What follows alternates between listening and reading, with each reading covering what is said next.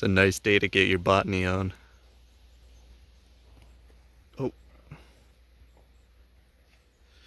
Anyways, a spotted Joe Pye weed grown from the deck.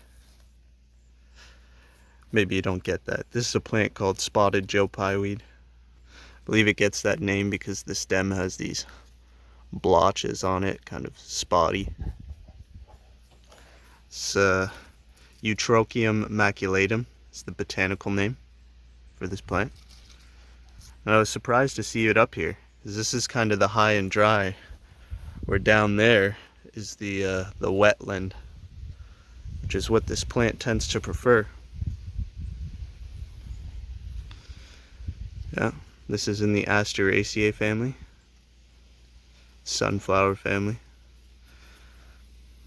What else can I say? The leaves are arranged in a whorled fashion, meaning each node has about 3 or more leaves coming from each node at the same level. See, they're whorled around the stem all the way down. This one I believe is native to North America. Check out a few other plants today, but I'd like to cover some geology, a little bit about minerals.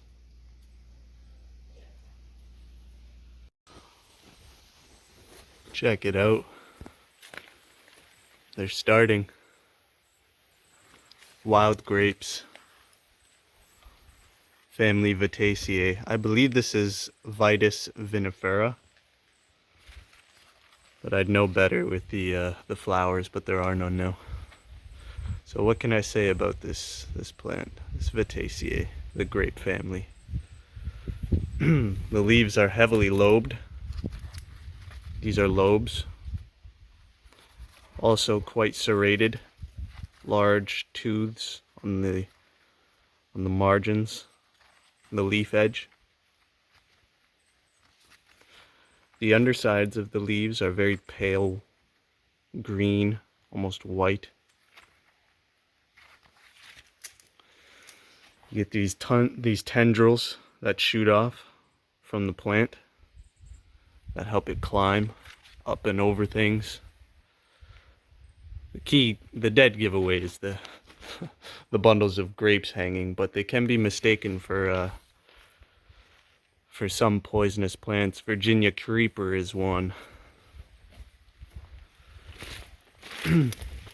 Down here, thick vines, woody vines. Yeah, this plant is a few years old and it's loaded with fruit now. So it'll be nice when these ripen. There are several species in the grape family, several species of wild grape, and all of them were used to make wines and jam. Family Vitaceae, or Vitaceae, the grape family. What else can I say? I believe these are native to Europe, whatever species they are. Europe or some part of Asia.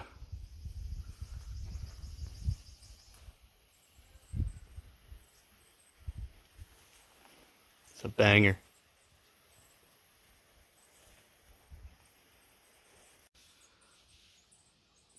Boraginaceae, a borage. Cypress spurge, I believe. This was introduced as an ornamental plant. It's not native to North America. But I would have liked to have shown the flowers. Is there what are they? Radially symmetrical, meaning any line that you pass through its center axis would result in an equal shape on either side of the flower, and completely symmetrical. But the flowers have died back now. Maybe there'll be more. Yeah. Getting the chance to explore multiple properties today, so this is nice. Look at this. just going off. Rubus idaeus, or as you may know it as red raspberry. Now picking these guys is a bit of a pain in the ass because they do have thorns, but you just got to get in there and hope they don't slice you up. Look at the size of these.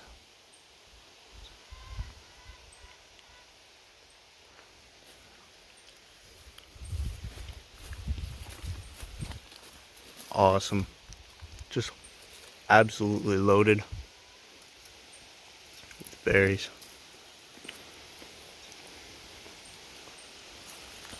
Just shoving them down.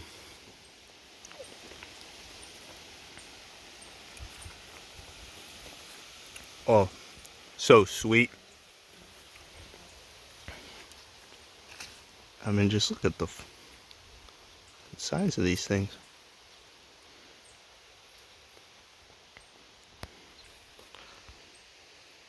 Huge. I might sit here for a while. What can I say quickly? They're in the rose family, Rosaceae. They are covered in fucking thorns. And, I mean, they're raspberries. You would buy these in the store. Thing is, I think these are better.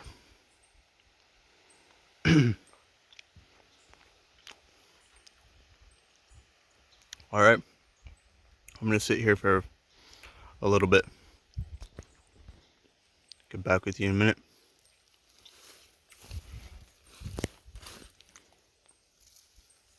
Got this dogwood. Cornus alternifolia. I love the dogwood family. This is a native, I believe. And it's gone to fruit. No more flowers. Those dogwood fruit. Yeah, dogwood family, Cornaceae. Order Cornales.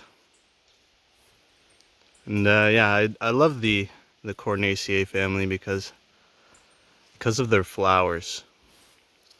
They have a pseudanthium, which is similar to the sunflower family, as it has the capitulum. A pseudanthium is an inflorescence that looks like a flower, but if you look closely, it's a flower composed of multiple smaller flowers, like a sunflower. And the flowers are beautiful. I don't know, they've always just caught my eye. And the structure of dogwood.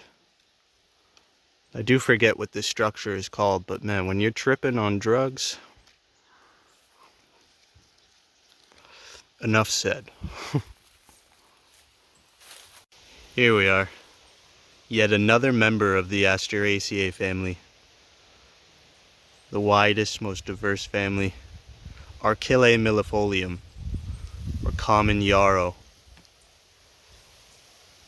In the Asteraceae family, sunflower family. The flower structure is combose. See if I can get a better shot. Yeah. Is a combose structure, meaning that each flower that protrudes out stays level, kind of like a flat shaped head. So each one that comes out stays proportional in length, protruding from the stem to the center. So the further flowers from the center stalk, the longer the stem of that inflorescence.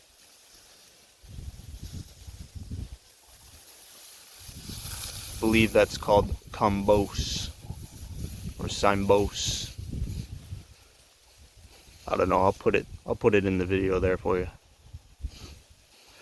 Anyways, Archille millefolium. The leaves are arranged alternately. As you can see there, alternate on each node.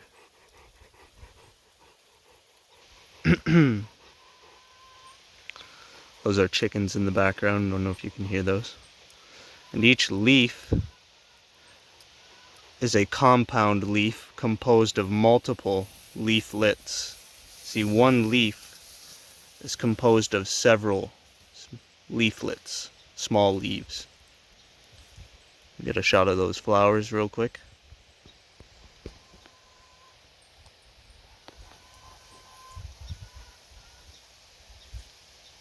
Money shot. Gorgeous. Look at the pollen.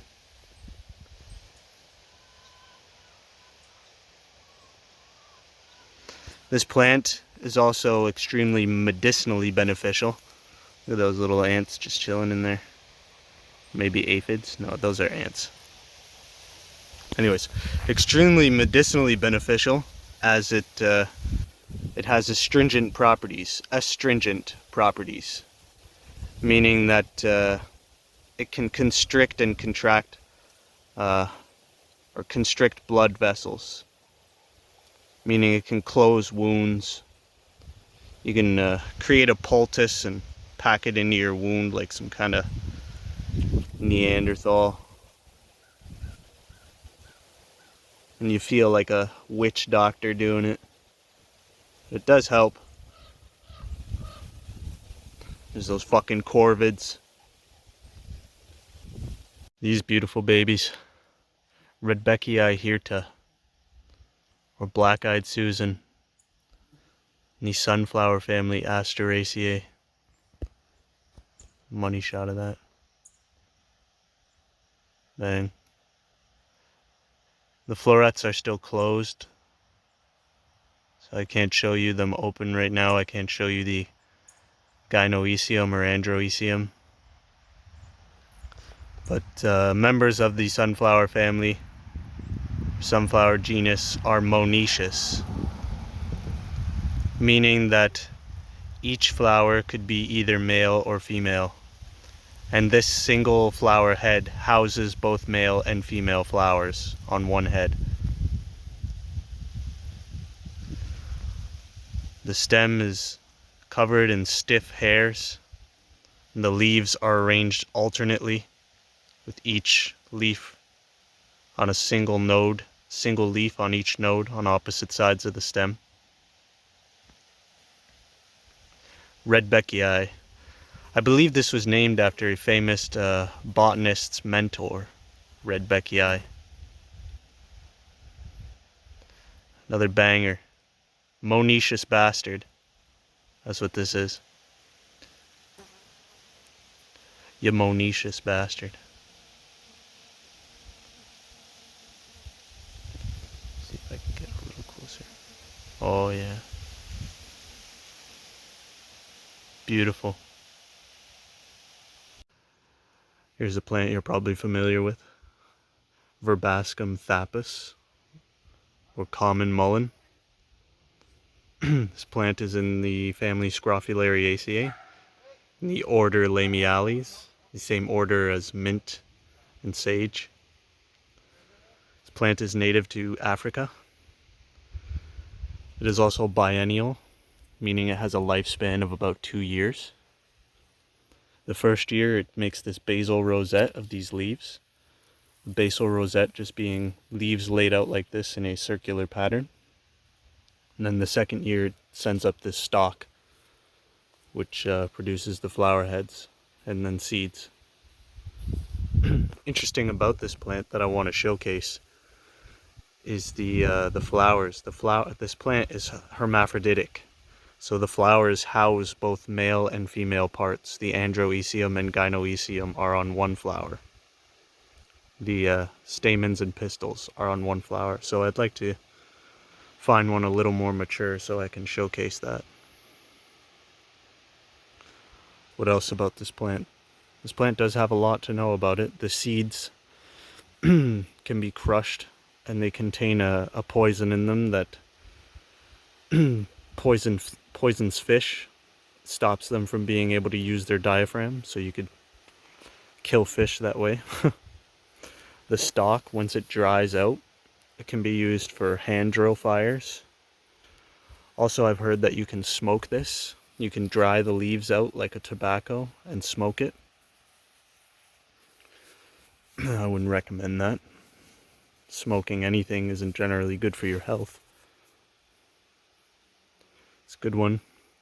They say it's invasive, but it's not too big of a problem here. It's not like the Peruvian daisies or most of the shitty grass species we have around here.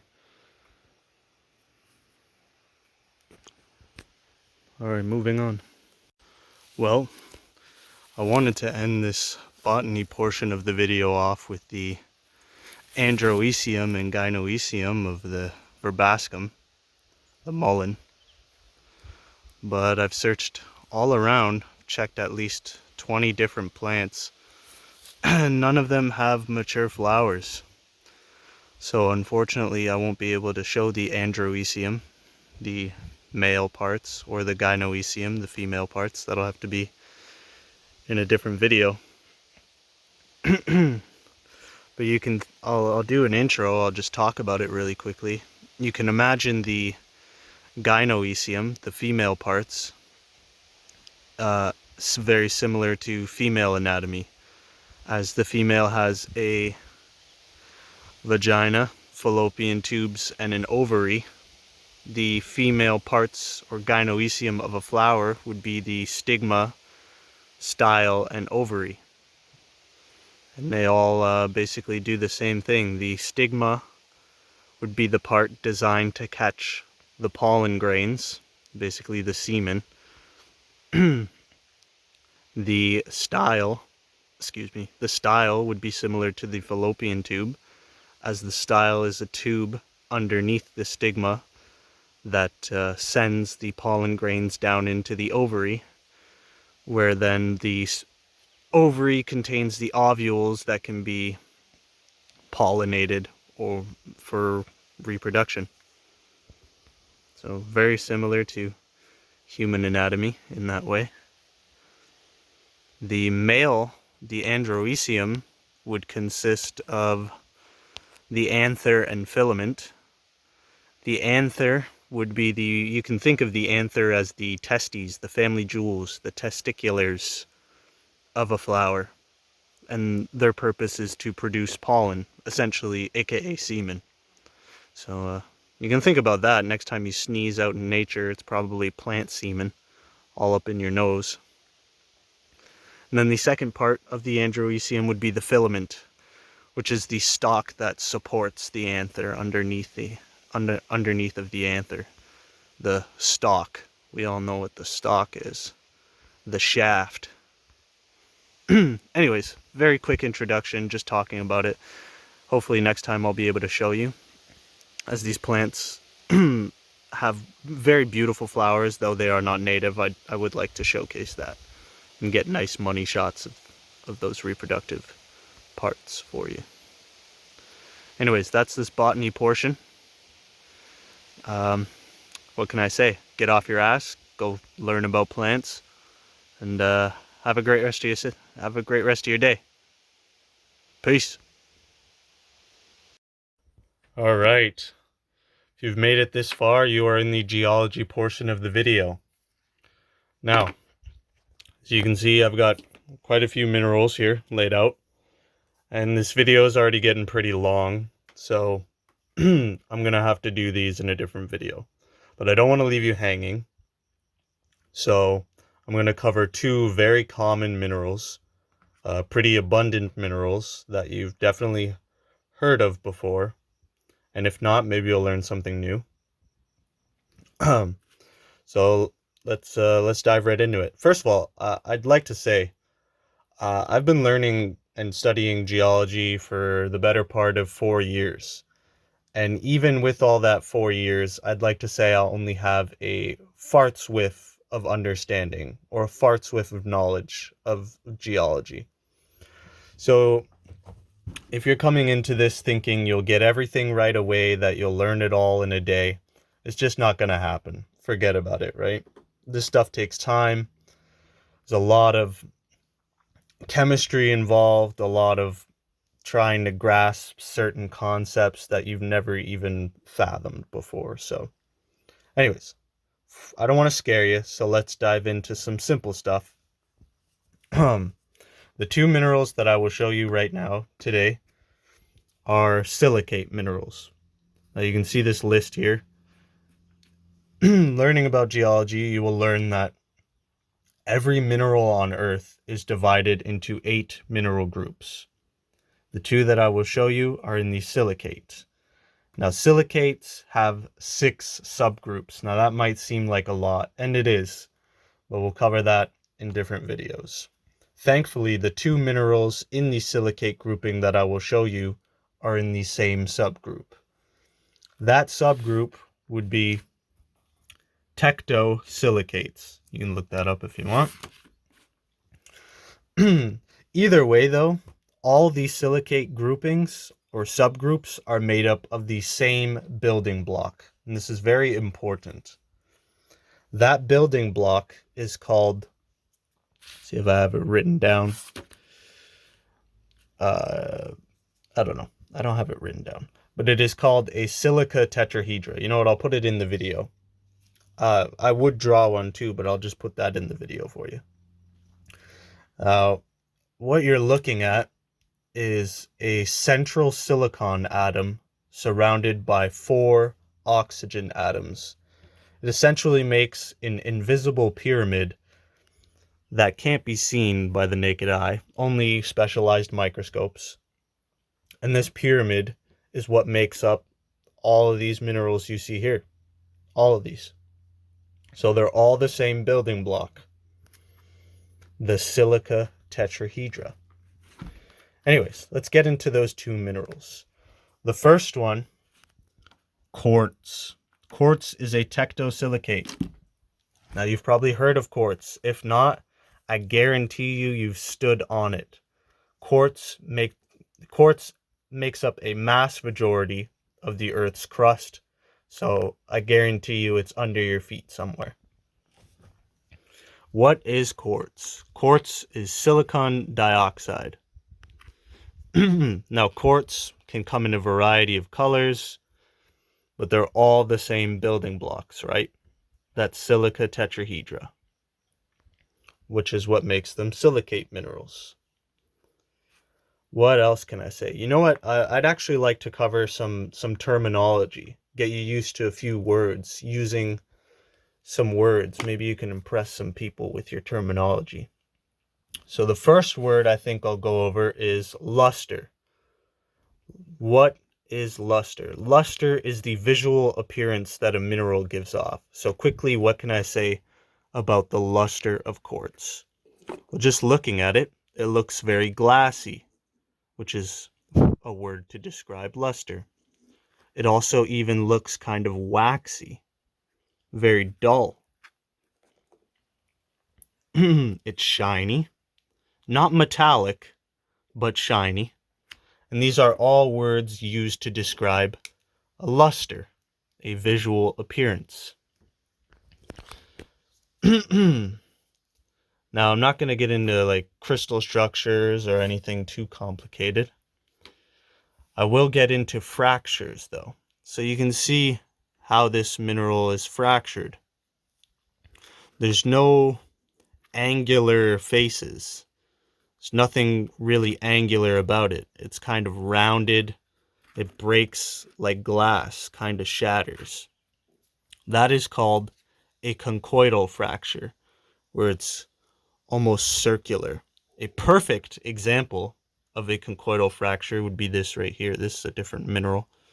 It's actually a mineraloid. This is called obsidian. And you can see those rounded fractures. That is a conchoidal fracture.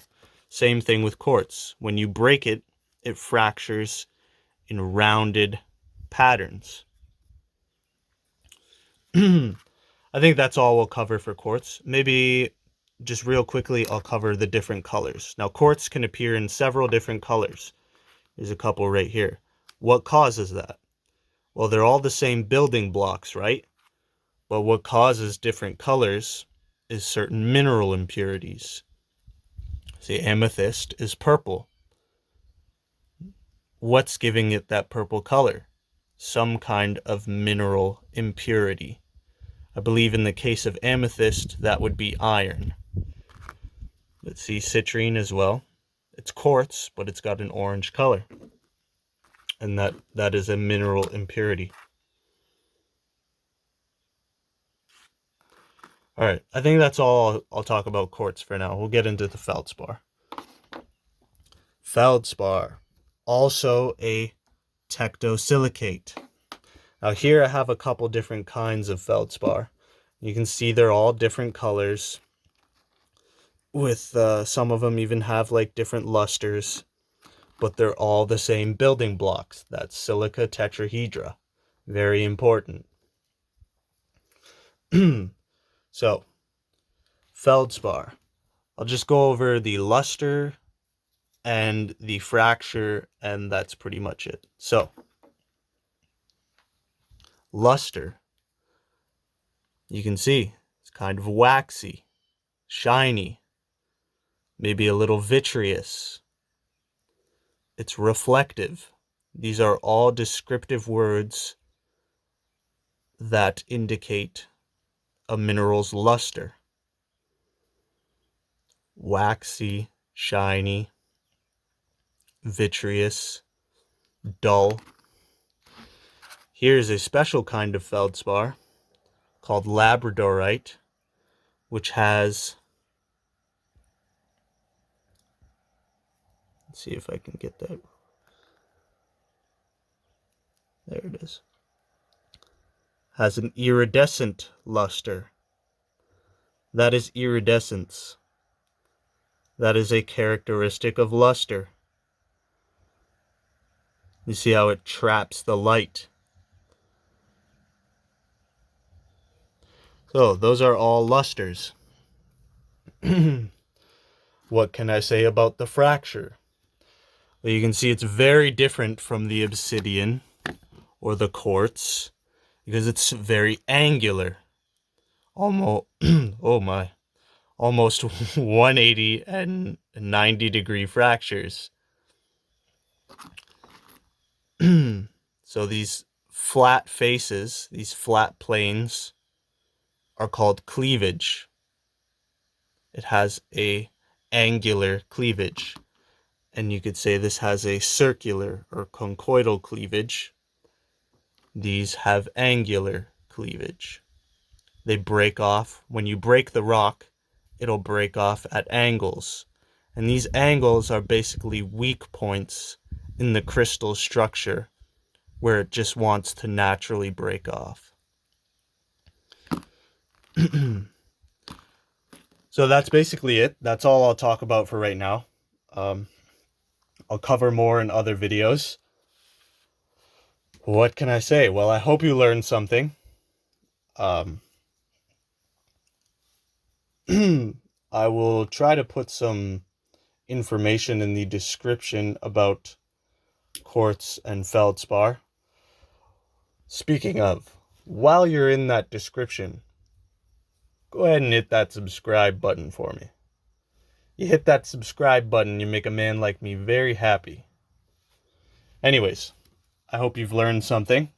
I hope you have a great rest of your day. And, peace.